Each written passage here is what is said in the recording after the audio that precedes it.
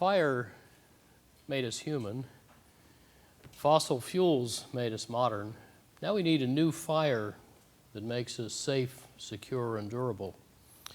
Rocky Mountain Institute therefore aims to shift the United States, for starters, completely from oil and coal to efficiency and renewable energy. Our peer-reviewed grand synthesis, Reinventing Fire, to be released on Friday, details how saving and displacing fossil fuels can now work better and cost less than buying and burning them. 4/5 of today's energy still comes from fossil fuels. They built our civilization, created our wealth, enriched the lives of billions. Yet their rising costs to our security, economy, health, and environment are eroding and starting to outweigh their benefits. So we need a new fire. This is what our energy system looks like today: disconnected, aging, and inefficient. It really needs refurbishment. Switching from the old fire to the new fire takes two big shifts in oil and electricity, and they're distinct. Less than 1% of our oil, but 95% of our coal makes electricity. Oil and power stations each release 2/5 of the fossil carbon. Nearly 3/4 of electricity runs buildings, nearly 3/4 of oil fuels transportation. The remaining electricity and oil run factories. So very efficient vehicles, buildings, and factories save oil, coal, and also natural gas that can displace both of them. Now, the system we envisage for 2050 is efficient, connected, and distributed. Super efficient autos and buildings and factories will all rely on a secure, modern, and resilient electricity system. There will be no need for coal or oil or even nuclear energy once efficiency and renewables have ended our addiction to fossil fuels. Now, creating the core industries for this new energy era could cost $5 trillion less in net present value than business as usual, yet support a 158% bigger U.S. economy. This transition needs no new inventions, no new federal taxes, mandates, subsidies, or laws, and running Washington gridlock, and it assumes that carbon emissions and all other externalities are worth zero, a conservatively low estimate. Let me say that again. I'm going to tell you how the United States can get completely off oil and coal $5 trillion cheaper with no act of Congress led by business for profit. So whether you care most about profits and jobs and competitive advantage, or about national security, or about public health, environmental stewardship, climate, Reinventing Fire makes sense and makes money. General Eisenhower allegedly said that expanding the boundaries of a tough problem makes it soluble by encompassing more options and more synergies. Reinventing Fire therefore integrates all four energy-using sectors: transportation, buildings, industry, and electricity. And it integrates four kinds of innovation in technology, design, policy, and business strategy. These combinations yield far more than the sum of their parts, especially in deeply disruptive business opportunities. Now, oil costs upwards of 1/6 of our GDP, and automobiles use 3/5 of our mobility fuel. So how can we make autos oil-free? 2/3 of the energy needed to move a typical car is caused by its weight. For the past quarter century, though, epidemic obesity has made our 2-ton steel autos gain weight twice as fast as we have. But ultralight, ultra-strong materials like carbon fiber composites can make dramatic weight savings snowball and can make autos simpler and cheaper to build. Lighter, more slippery autos need less force to move them, so their propulsion system shrinks. Such vehicle fitness then makes electric autos affordable because their batteries or fuel cells get smaller, lighter, and cheaper, so their sticker price will fall to about today's level with far lower driving cost. These innovations can transform automakers from wringing tiny savings out of Victorian steel stamping and engine technologies to the steeply falling costs of three mutually reinforcing technologies: advanced materials, manufacturing, and electric propulsion. Sales can grow and prices drop faster with a temporary fee bait. That means rebates for efficient new cars paid for by fees on inefficient ones. In the first 2 years, the biggest of 5 European fee bait programs tripled the speed of improving automotive efficiency.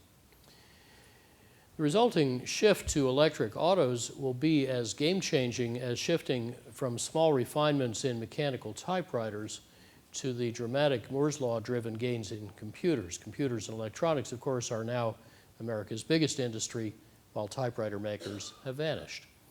So vehicle fitness opens a new automotive competitive strategy to double oil savings in 40 years and make affordable the electrification that saves the rest of the oil. Leaders will beat laggards, just as Toyota's jump into hybrids 14 years ago is still challenging competitors to catch up, only a lot faster because hybrids have only one learning curve, not 3. America could lead this next automotive transition. Currently, the leader is Germany. This year, Volkswagen announced 2013 production of this 230 mile per gallon carbon fiber plug-in hybrid. And BMW announced 2013 production of this carbon fiber car and confirmed that its carbon fiber was paid for by needing fewer batteries. Their CEO says, "We do not intend to be a typewriter maker." Audi claimed it'll beat them both by a year. Even faster and cheaper manufacturing technologies, like the way we made this carbon cap in less than a minute, can scale to automotive speed and cost with aerospace performance and ultimately save 4/5 of the capital needed for automaking. Now, the same physics and business logic apply to bigger vehicles as well. Walmart saved 60% of its heavy truck fleet's fuel in the past 5 years, including smarter logistics. That technological fuel saving can rise to 2/3, and along with doubled and tripled efficiency airplanes, or even better, can save nearly $1 trillion. Today's military revolution in energy efficiency will also speed these civilian advances in much the way that military R&D gave us the internet, GPS, and the jet engine and microchip industries. As we design and build vehicles better, we can also use them smarter. If this graph of traffic congestion in the morning and evening rush hours were an electricity load shape, we would try to flatten it out with IT-enabled pricing and demand response and smart grid techniques. But not yet doing this for road traffic is wasting many billions of dollars a year through idle people, idle vehicles, and idle roads. But now we have 4 very powerful ways to cut needless driving. We can charge real-time driving costs per mile, not per gallon, and use smart IT to enhance transit and empower car and ride sharing. We can allow lucrative smart growth real estate models so most people are already where they want to be, and we can use intelligent transportation systems to make traffic free-flowing. Together, these proven methods can give us the same or better access with 46 to 84% less driving, saving another $0.4 trillion plus $0.3 trillion from smarter use of trucks. So 40 years hence, a far more mobile U.S. economy can use no oil, saving $4 trillion. Those 125 to 240 mile a gallon equivalent autos can use any mixture of electricity, hydrogen, or advanced biofuels. Trucks and airplanes can realistically use advanced biofuels or hydrogen, or trucks could even burn natural gas, but no vehicles will need oil. Any biofuels the U.S. might need, at most 3 million barrels a day, could be made without displacing cropland and without harming climate or soil fertility. Our team speeds up these kinds of oil savings by institutional acupuncture. We figure out where the business logic is congested and not flowing properly, and we stick little needles in it to get it flowing. Our partners in this range from Ford to Walmart to the Pentagon, and I think actually most of the 6 sectors that need to be transformed are already at or past their tipping point. 2 years ago, mainstream analysts even started to see peak oil not in supply but in demand. Deutsche Bank even forecast world oil use in another 5 years is going to peak and start going down. In short, oil is becoming uncompetitive even at low prices before it becomes unavailable even at high prices. But electrified autos don't need to burden the electricity system. Rather, when smart vehicles exchange electrons and information through a smart grid or with a smart grid through smart buildings, they bring to the grid added flexibility and storage that will help the grid integrate solar and wind power. So electrified autos converge the oil story with our second big story, saving electricity, then making it differently. And those twin revolutions promise more numerous, profound, and diverse disruptions in electricity than in any other sector, because we've got 21st century technology and speed colliding with 20th and 19th century institutions, rules, and cultures. Now, changing how we make electricity gets easier if we need less of it. Today, it's mostly wasted, and efficiency technologies keep improving faster than we install them. So the efficiency resource, the potential savings keep getting bigger and cheaper. Over the next 40 years, buildings can triple their energy productivity, saving $1.4 trillion net with a 33% internal rate of return.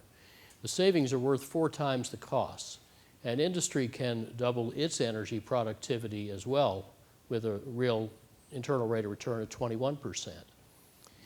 But there's an even more disruptive innovation, not much talked about, called integrative design that can boost these savings even further. And it can often make very big energy savings cost less than small or no savings, turning diminishing returns into expanding returns. That's how our retrofit last year is saving over 2/5 of the energy in the Empire State Building and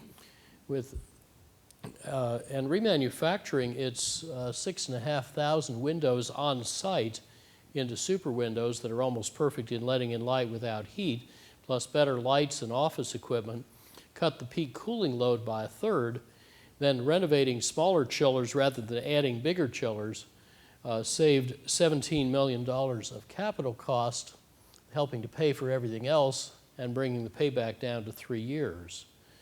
Renovating a Chicago glass office tower this way, by the way, can save 3/4 of its energy at lower cost.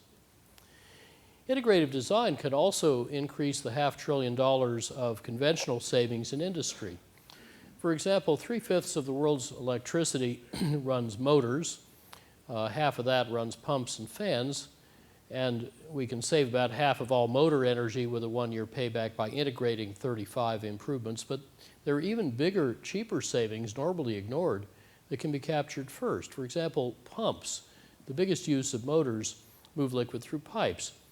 A typical industrial pumping loop was redesigned to use at least 86% less pumping energy and cost less to build, not by getting better pumps, but just by replacing long, thin, crooked pipes with fat, short, straight pipes.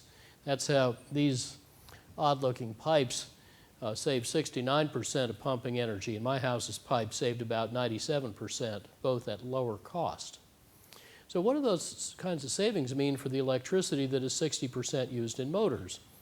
Well, from the coal burned in the power plant to the end use, many successive losses compound, so only 1/10 of the fuel going in actually comes out the pipe as flow. But now turn those compounding losses around backwards into compounding savings from right to left, and every unit of flow or friction we save in the pipe saves 10 units of fuel and cost and pollution back at the power plant. And also, as you go back upstream, each component gets smaller and therefore cheaper. Our team has lately found such snowballing energy savings in over $30 billion worth of industrial redesigns, from data centers and chip fabs to mines and refineries. Typically, our retrofit designs save about 30 to 60% of the energy with a 2 or 3 year payback, while our new facility designs save about 40 to 90% with lower capital cost. Now, as efficiency gains in buildings and industry start to outpace economic growth, America's electricity use will start shrinking despite electrified autos, and this will ease and speed the shift to new sources of electricity, especially renewables. China leads renewable generators' explosive growth and plummeting costs. In fact, some Chinese solar modules have just the last few weeks fallen off the bottom of this chart. And solar and wind power are marketplace winners today. Already in a dozen states, private installers, some of them financed by Google, can put those cheap photovoltaics on your house's roof with no money down, and they guarantee to beat your utility bill. Such unregulated products can deliver a virtual utility that bypasses your power company, just as cell phones bypassed wireline phone companies. Half of the world's new generating capacity for the past 3 years has been renewable. And last year, renewables except big hydro got $151 billion of private investment, and they actually surpassed global installed nuclear power capacity by adding 60 billion watts.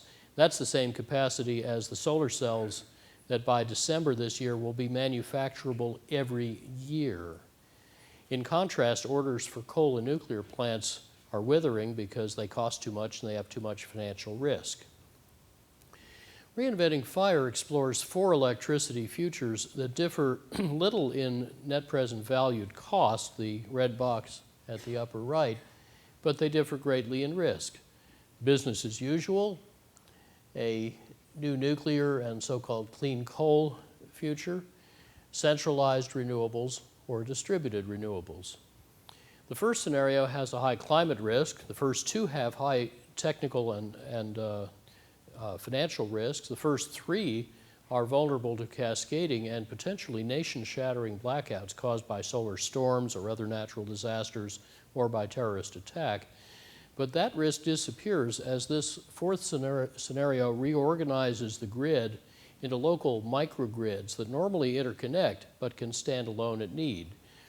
This scenario also manages all the other risks. It costs about the same as business as usual, and it would maximize customer choice, entrepreneurial opportunity, and innovation.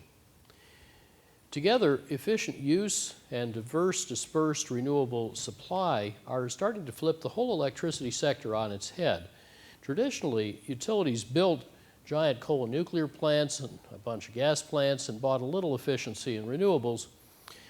Those utilities were rewarded, as they still are in 36 states, for selling you more electricity. But now, especially where regulators reward cutting your bills, the market is shifting massively towards efficiency, renewables, combined heat and power, and ways to blend all these together reliably with less transmission and little or no bulk electricity storage. That's how 4 German states last year were 43 to 52% wind powered. And US and European analyses confirm that 80 to 100% renewable electricity is feasible, reliable, and cost effective. These best buys turn out also to be the most effective solutions to climate change, nuclear proliferation, energy insecurity, and energy poverty. So now combine the electricity and oil revolutions, very efficient buildings and factories, and saving directly burned fuels, and you have the really big story, Reinventing Fire, where business, sped by smart policies in mindful markets, can lead the U.S. completely off oil and coal by 2050, saving $5 trillion, much risk and insecurity, and 82 to 86% of fossil carbon emissions. So our energy future is not fate but choice, and that choice is very flexible. In 1976, for example, government and industry all insisted that the energy needed to make $1 of GDP could never decrease. And I heretically said it could drop by several fold, and that's what's happened by 2-fold so far, with more to come. To solve the energy problem, we just needed to enlarge it. The results may at first seem incredible, but as Marshall McLuhan said, only puny secrets need protection. Big discoveries are protected by public incredulity. Rocky Mountain Institute's implementation initiatives are helping smart companies speed this journey. Of course, there's still some old thinking out there. As Wellman Morris Strong said, not all the fossils are in the fuel. But DuPont's former chairman, Edgar Woolard, reminded us that firms hampered by old thinking won't be a problem because they simply won't be around long term. What I've described is not simply a once-in-a-civilization business opportunity. It's one of the most profound transformations in the history of our species.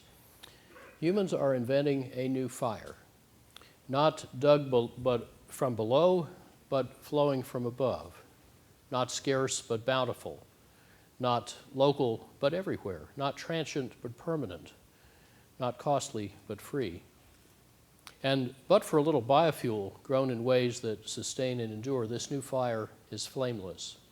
Used efficiently, it can make energy do our work without working our undoing. So please consider how we can together help make the world richer, fairer, cooler, and safer by reinventing fire. Thank you.